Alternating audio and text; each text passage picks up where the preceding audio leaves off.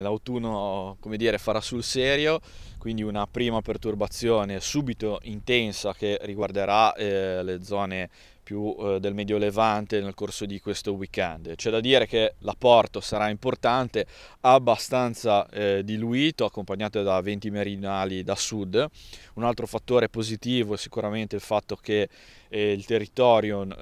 quindi i bassi strati, non si trovano in condizioni di saturazione, quindi ci sarà una possibilità di assorbire questo carico di precipitazioni. Riteniamo che da qui a domenica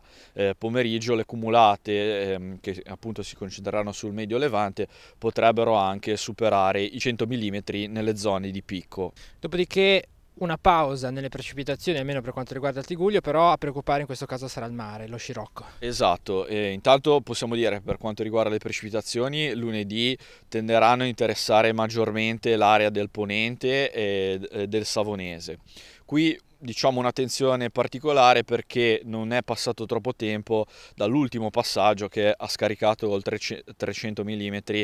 sulla zona soprattutto del Savonese interno, quindi lì magari una criticità maggiore per quanto riguarda smottamenti eccetera. Sul Levante pausa, il che non vuol dire che non pioverà, ma le precipitazioni saranno più diluite, più moderate, ma effettivamente poi questo ingresso del sud-ovest con una depressione proprio molto stretta, quindi tipico tempo autunnale, venti molto forti sul Mar Ligure, soprattutto nella seconda parte di lunedì, che poi potrebbero produrre questa mareggiata importante tra lunedì sera e la notte su martedì. Dopodiché ci spingiamo ancora più in là, anche se sappiamo che la validità delle previsioni in questo caso viene meno percentualmente, ritornerà la pioggia e questo sarà più complicato perché avrà piovuto comunque nei giorni precedenti. Esattamente, ecco, quindi ancora per mercoledì un altro affondo di una saccatura sull'ovest mediterraneo darà un nuovo richiamo umido su tutto il Tirreno, quindi Liguria è ancora interessata da piogge diffuse e andremo poi a verificare